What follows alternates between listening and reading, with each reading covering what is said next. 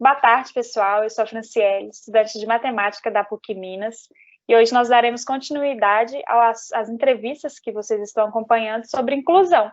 E hoje nós começaremos a falar sobre adaptação, e para isso nós convidamos a professora Paula.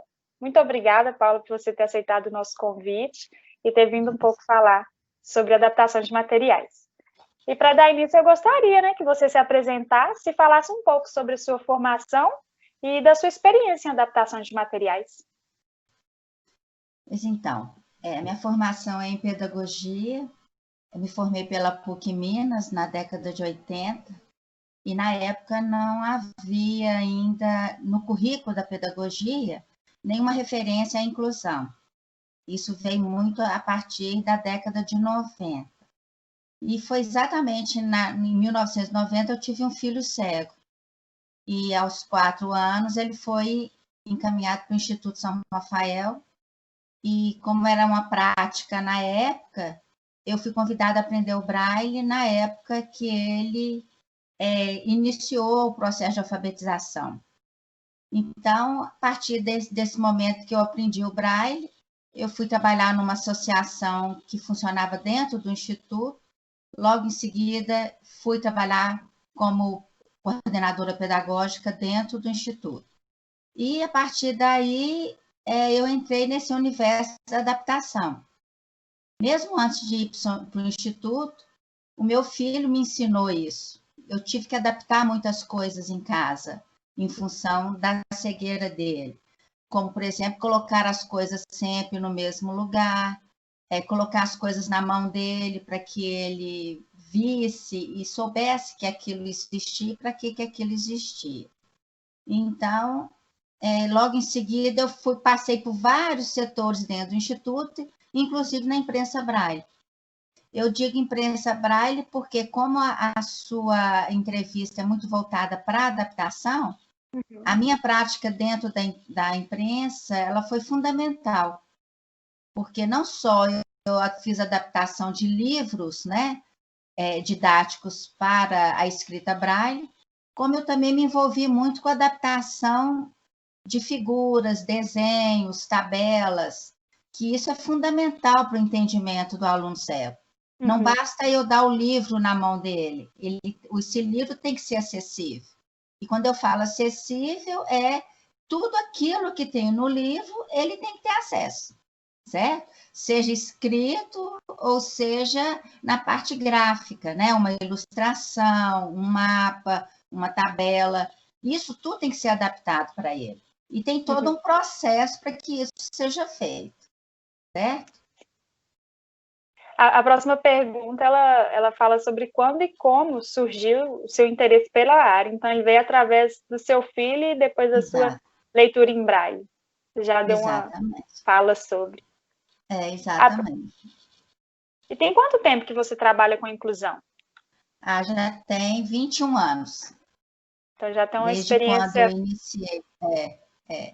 A partir do momento que eu iniciei no Instituto São Rafael, eu entrei nesse universo da inclusão. E mesmo anterior a isso, com a chegada do meu filho, eu vivenciei essa questão, de preocupar onde eu levaria meu filho para estudar. Eu tinha toda uma preocupação pela minha formação em pedagogia, como que seria a vida escolar dele, onde seria o melhor lugar para que ele tivesse acesso, à vida escolar dele. E na época, para mim, o melhor era o Instituto, que deu a ele uma base muito boa e que deu a ele condições de estudar, de se formar. Então, eu entendo que a base ela é necessária. E o Instituto São Rafael tem isso. Ele oferece isso, com muita qualidade. Sim. E você pode descrever com quais grupos de inclusão você já teve experiência? Deficiente visual, surdo, entre outros? Dentro do Instituto, a gente acaba convivendo com várias outras deficiências, que assim como uma escola comum, o Instituto recebe alunos com outras deficiências, associadas à cegueira ou à baixa visão. E, a partir do momento que eu fui trabalhar na PUC, eu trabalhei num curso de tecnologia em comunicação assistiva, Libras e Braille, e formava intérpretes de Libras, brailistas e guia intérprete. Então, dentro desse curso, eu tive acesso a várias informações em relação à surdez e à surdo-cegueira também, inclusive conviver com professores surdos. Os alunos também tinham muito interesse de estar conversando em Libras com a gente. Então, eu fui fazer um curso de Libras básico, né? Não sei muito, mas eu me encantei pelo universo da surdez também.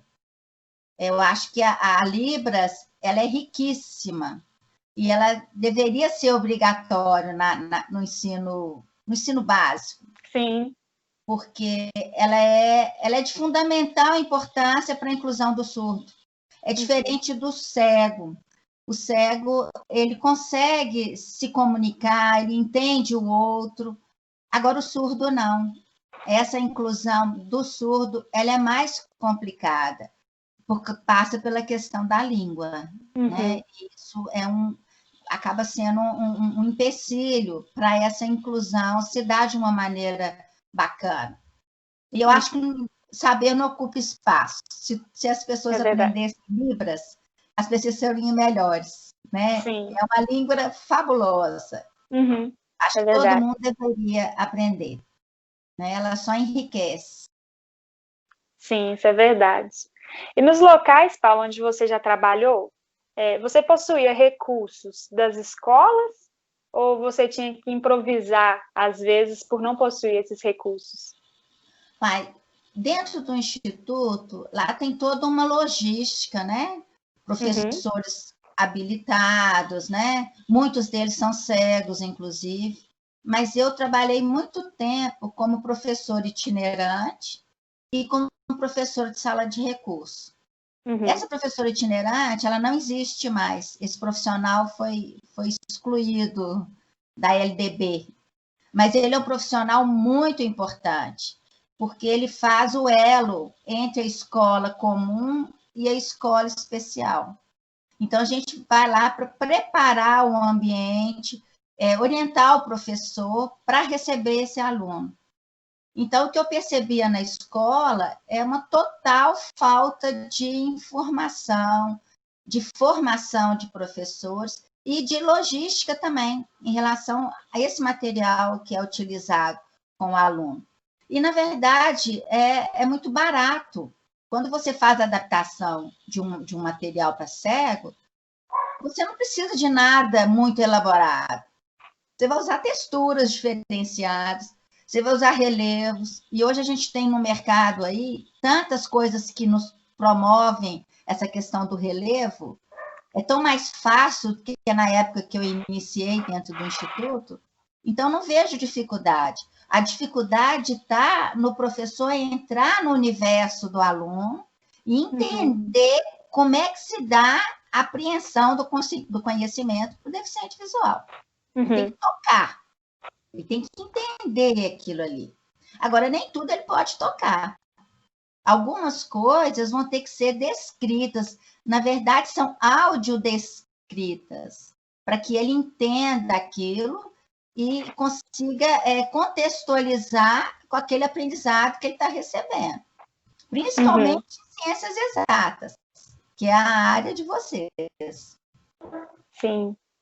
Então, aproveitando que você já deu até um gancho, uma pergunta que seria feita depois, caso o professor começar a trabalhar com material e fez uma adaptação, e esse material vinha a não funcionar, ele aplicou para o aluno e não deu certo. Tem muito professor que desiste, mas o que o professor pode fazer caso isso acontecer? Que ele criou um material e não deu certo. Essa pergunta é muito interessante, porque a nossa tendência é fazer um material que é bonito e é entendido aos olhos. E você tem que entrar no universo do cego e pensar que esse material é para ser visto por outro sentido, que é o tato. Né? Então, o ideal é que ele passe pelo crivo de uma pessoa com deficiência. Uhum. Lá dentro do instituto, a gente tinha os professores, então eu fazia o material e eu submetia a um professor cego.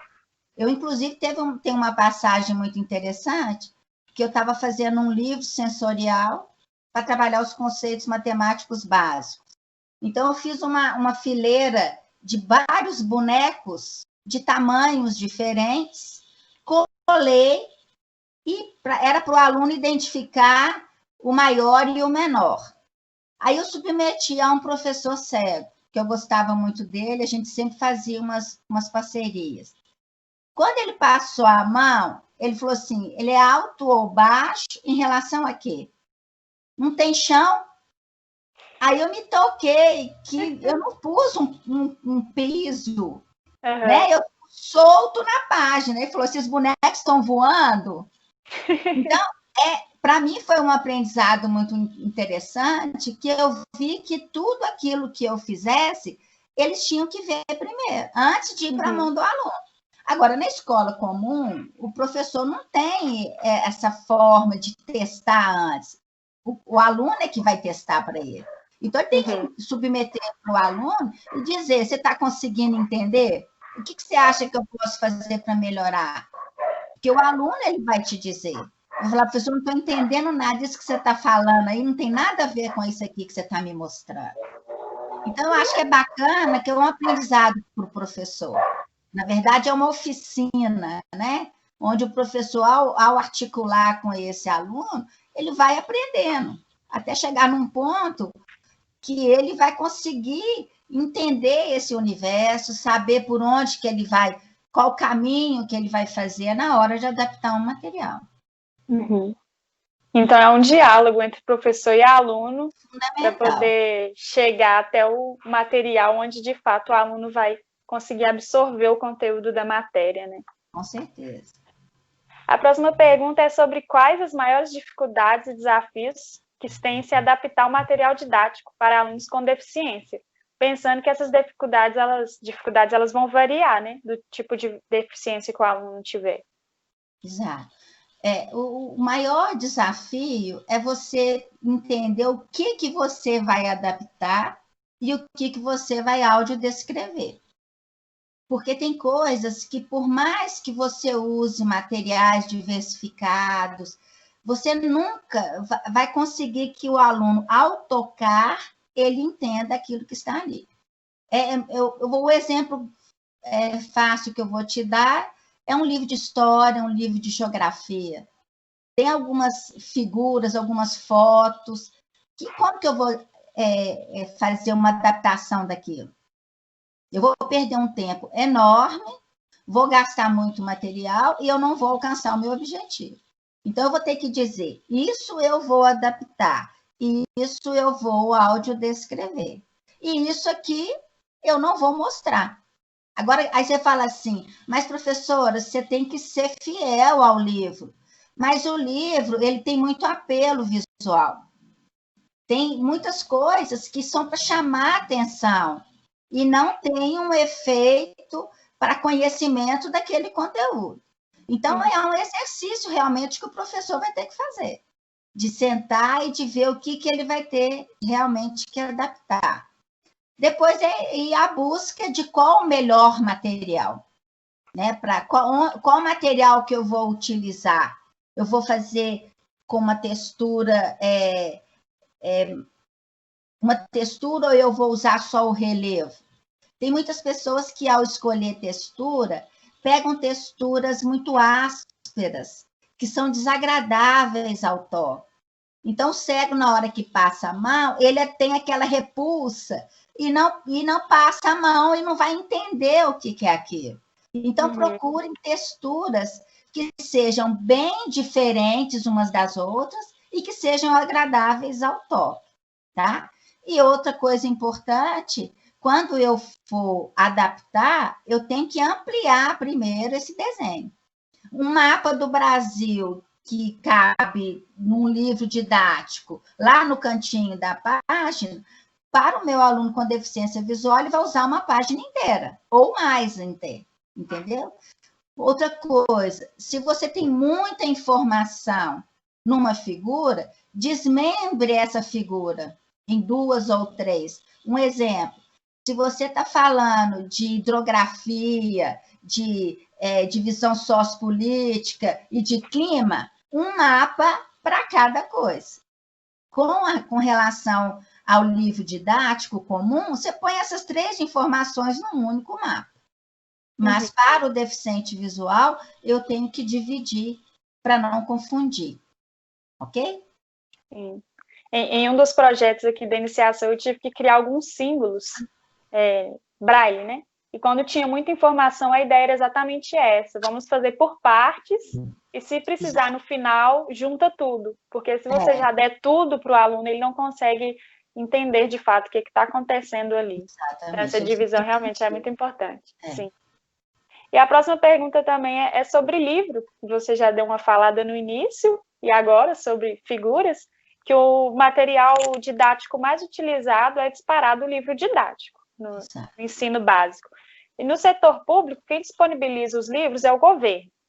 Você já citou que existe, né? Que a pergunta era se existe os livros, e se possuem uma quantidade adequada desses livros para o aluno com deficiência. A gente tem no Brasil 3 instituições que produzem o livro didático gratuitamente. A Fundação Dorina Novil, em São Paulo, o Instituto Benjamin Constant, no Rio de Janeiro, e o Instituto São Rafael, aqui em Belo Horizonte. O Instituto São Rafael é de uma situação bem micro, ela não tem a dimensão dos outros 2. Porque é uma questão que ele é estadual, né? Tem toda uma questão política, financeira, que não dá a ele condições de produzir em larga escala. E tem outro detalhe também, eles não trocam os livros da mesma velocidade que as escolas fazem isso com o livro didático. Então, eles têm lá um livro de ciências do 3º ano, um do 4º, e eles não vão produzir isso com a frequência como isso é trocado na escola. Então, o que a gente acompanha na escola regular é o aluno ter o livro dele e ele tenta acompanhar ali aquele conteúdo que a professora está trabalhando. Aqui em Belo Horizonte, a gente faz isso no Instituto São Rafael e o aluno pega esse livro que já tem pronto, da Fundação Dorina Novil, e a gente complementa produzindo lá na imprensa Braille, para que ele tenha as mesmas unidades de trabalho.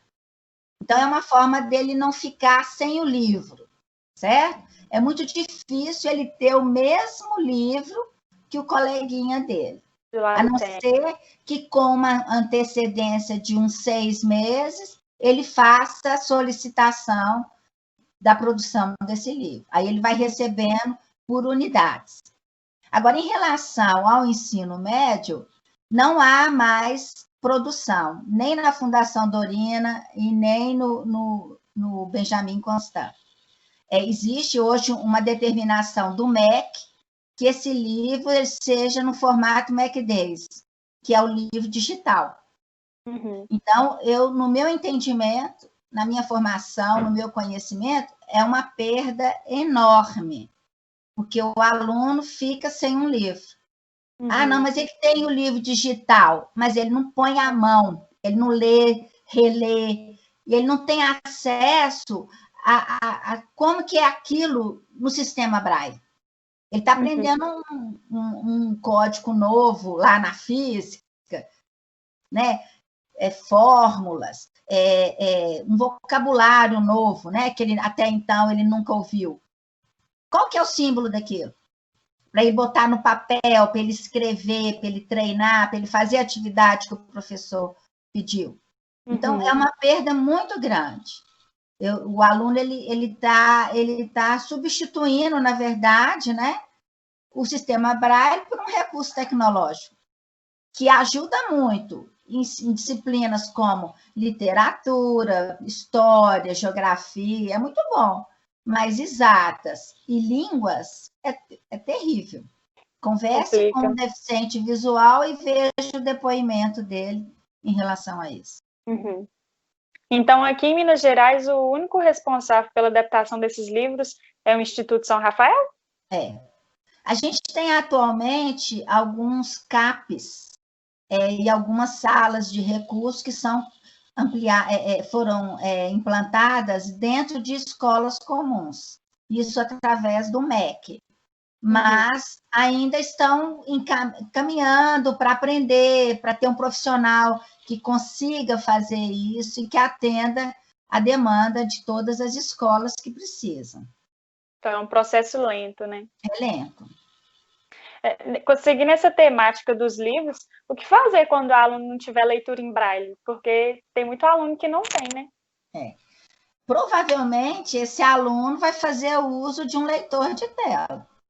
Ele vai ter um computador, porque ele não tem como ter chegado até esse momento na vida escolar dele sem um livro. Ou seja, sem saber o sistema braille.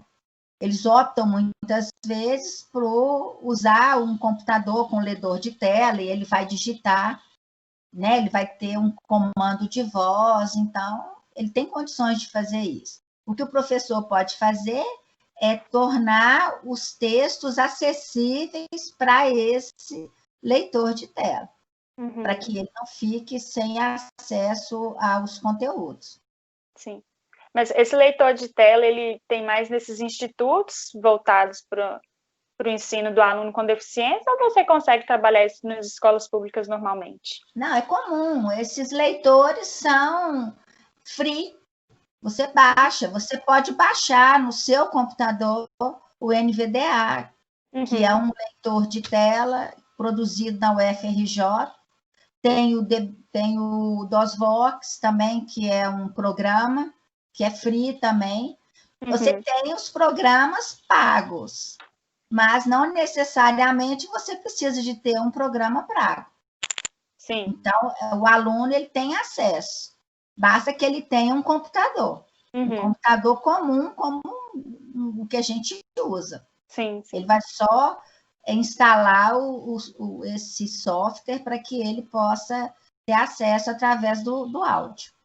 Então, já é mais um recurso que o professor pode adaptar na sala de aula dele, né? Pode. Quais alimentos que você considera importante incorporar ou realçar no aprendizado do aluno com deficiência visual? A primeira coisa que eu falo é o aluno ele tem que ter acesso àquilo que está sendo dito, né? Ele tem que apreender esse conteúdo. Agora, o professor ele vai ter que pensar qual o recurso que ele vai utilizar. Eu sempre digo para o professor se dirigir sempre a ele, colocá-lo mais próximo, ele vai poder observar a atitude dele, se ele está prestando atenção ou se ele está simplesmente nem aí, né? E cobrar dele, cobrar como cobra dos outros alunos, para que ele tenha uma participação plena, ser avaliado normalmente, tá? É claro que com tempo maior na hora de fazer a prova, mas que ele seja tratado com igualdade. Deixar que ele participe de todas as atividades e promover a interação dele com os colegas. O professor, na verdade, ele é um modelo. A atitude dele vai ser copiada pelos alunos. Então, se o aluno se o professor tem uma atitude receptiva, de preocupar, de ajudar esse aluno, os colegas vão fazer a mesma coisa. Uma pergunta é essa: o que o professor pode fazer para que o aluno com deficiência ele possa interagir com os outros alunos? O trabalho em grupo ele é um ponto muito utilizado, mas após o trabalho, o aluno com deficiência às vezes continua isolado. Então, o que o professor pode fazer para poder ajudar esse aluno a interagir de fato com a turma? Seguindo essa linha que você já continuou. Acho que o que o professor tem que fazer é ressaltar o potencial desse aluno. Existe um tabu muito grande no relacionamento com pessoas com deficiência. A gente sempre fica focado naquilo que ele não tem e esquece o potencial que ele tem. Ele pode não ter a visão, mas ele pode ser excelente em cálculos, por exemplo. Ele pode superar muitas pessoas videntes em relação a isso. Então, a professora ela tem que perceber esse potencial e fazer com que a turma perceba isso também. Que isso vai diminuir esse estigma que o cego carrega de que ele não sabe fazer as coisas, que ele precisa de ajuda, né? Então, quanto menos estigma, melhor para que ele consiga interagir com a turma. É importante dar bastante autonomia para esse aluno. Muita, com certeza. Você acredita que há uma falta de interesse dos professores em estudar sobre o assunto adaptação de materiais? Ou você acha que falta mais das instituições de ensino na formação desses professores? Acho que um pouquinho das duas coisas.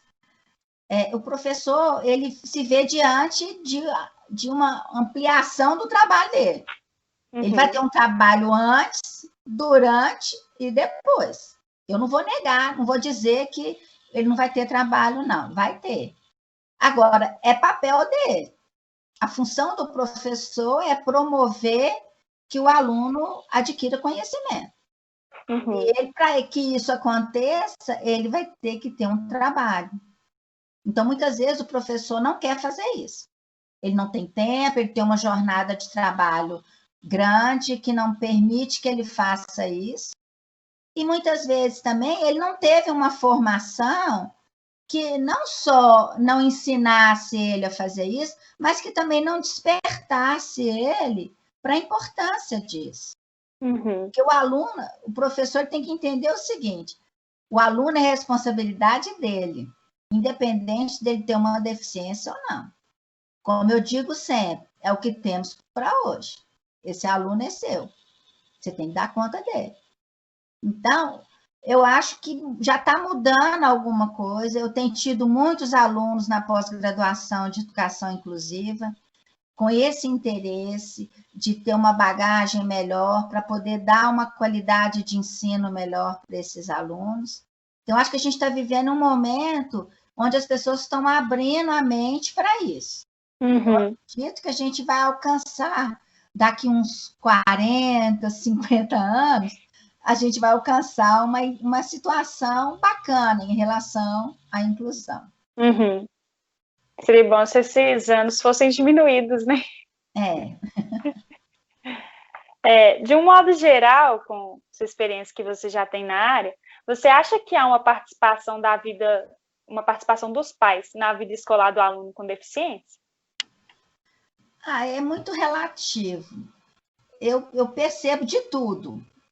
Pais assim muito preocupados, muito envolvidos com a questão dos filhos, e algumas famílias por várias questões, poderia ser falta de aceitação, questão social, financeira grave, e que esse aluno às vezes ele fica sem um cuidado necessário. Às vezes chega tardiamente na escola, não há um acompanhamento oftalmológico, isso acontece. Mas não é via de regra. Eu não posso dizer para você que existe uma participação plena ou não existe. Acho que é como qualquer criação de filho. Agora, eu vou dizer para você que é fundamental. Né? Do mesmo jeito que qualquer ser humano ele precisa do apoio familiar, uma pessoa com deficiência, isso é muito mais amplo. Por quê? Quanto mais rápido essa família atentar para a deficiência desse sujeito e buscar o atendimento, melhor para ele. Agora, essa busca, ela pode demorar para vir, por uma questão de aceitação. Que isso é uma coisa que eu convivi muito dentro do Instituto. É das pessoas não aceitarem a limitação do filho, de achar que aquilo vai melhorar, que uma hora vai passar, ou então que aquilo é obrigação da escola. Mas acho que isso é muito comum na escola regular com alunos típicos também. E você consegue notar a diferença entre os alunos, onde existe o apoio do pai e onde não existe? Nossa, isso aí é a olhos vistos. Aquele aluno que tem o acompanhamento familiar, que a família está ali junto, acompanha, é outra coisa. Principalmente na educação inclusiva, onde o aluno fica ali dentro de uma escola que só ele tem aquela deficiência e que muitas vezes ele não recebe o atendimento que ele precisa. Então, se a família não fica atenta, não investiga, não abre o caderno, olha o que ele aprendeu, o que ele fez na escola, esse aluno ele vai passar a trajetória escolar dele de uma maneira muito precária. Então, é fundamental que a família acompanhe. Ô, Paulo, então, para finalizar a nossa entrevista, você tem algumas orientações que possam ajudar os professores a buscarem autonomia no processo de adaptação de materiais? Eu vou repetir o que eu falei anteriormente, né? Converse com o seu aluno, aproxime-se dele, né? Não é aquela coisa, o aluno lá e eu aqui, eu não sei como é que eu converso com ele, eu não sei como eu chego até ele. É simples, ele fala a mesma língua que você, ele vai entender tudo que você falar. Quando eu era professora itinerante, eu falava isso com os professores e eu falava isso com os alunos que eu acompanhava também. Fale com o seu professor, levante a mão, fala, professora, estou aqui, não estou entendendo, me ajuda, porque tem que haver essa aproximação entre eles. Que é só dessa forma que eles vão conseguir construir alguma coisa, principalmente em termos de adaptação. O que é importante para ele que ele faça uma adaptação? Não, professora, isso aqui você não preocupa, não, que isso aqui eu já entendi. Eu só não entendi isso. Aí o professor vai focar naquilo que realmente é importante para ele. Então, é o diálogo. Tem que haver um diálogo. Sim. E é importante o professor pensar também que cada aluno é um aluno, né? Que muitas vezes um material que funcionou para que um entendeu muito bem, o outro pode não entender, ele tem que novamente fazer essas adaptações. Isso mesmo, com certeza. Você falou uma coisa importante. Cada ser é único, né? Independente dele ter deficiência ou não. A sua forma de aprender as coisas é diferente do seu colega. O seu nível de entendimento, seu grau de dificuldade varia de colega para colega. E o professor tem que ter essa visão. Então, esse diálogo que você comentou desde o início da entrevista tem que ter sempre entre o professor e o aluno, independente de você ter um material que funcionou sempre, mas pode ser um momento que ele não chega, então, novamente, vai fazendo as adaptações que são necessárias, né? Com certeza. Paulo, então, acho que foi isso. Eu queria te agradecer por você ter aceitado o nosso convite, ter falado sobre adaptações de materiais aqui. Espero que nós tenhamos tirado muitas dúvidas dos nossos participantes aí da oficina. E caso vocês tiverem algumas outras dúvidas, vocês entrem em contato conosco e nós responderemos vocês. E muito obrigada a você que está nos assistindo, você que acompanhou essa entrevista. Muito obrigada por ter estado aqui conosco.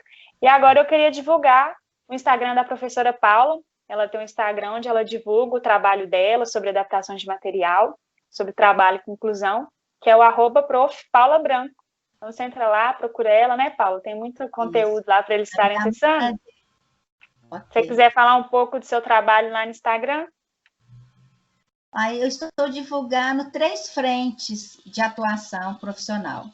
Uma é diretamente com a pessoa com deficiência, onde eu vou dar uma assistência na aprendizagem do braille, adaptação de material e orientação à mobilidade, que é a locomoção com autonomia, né? O uso da bengala. Outra frente de trabalho é junto a empresas, escolas e universidades, onde eu trabalho capacitando o pessoal, no caso, pode ser professor, pode ser profissional que atua na empresa, e também organizando um ambiente para que ele seja acessível. E a última forma é através de formação de profissionais. Eu estou com um curso que vai ser divulgado a partir da próxima semana, que vai acontecer na última semana de setembro. É um curso de 16 horas e vai ser remoto, na plataforma Skype. Então, a partir acho que amanhã ou depois, eu vou estar liberando as inscrições. Okay? Já é mais uma forma de poder estar aprendendo aí sobre como trabalhar com adaptação de material, né? A gente então, tem muito que aprender, né? O universo ele é muito amplo. Então, quanto mais informações a gente tiver, melhor. Sim, verdade. Então, entrem lá, @Prof. Paula Branco, se vocês terão acesso a este conteúdo. Então, muito obrigada, pessoal. Muito obrigada, Paula. Espero que tenha esclarecido muitas dúvidas aí que vocês tinham. Um abraço. Abraço.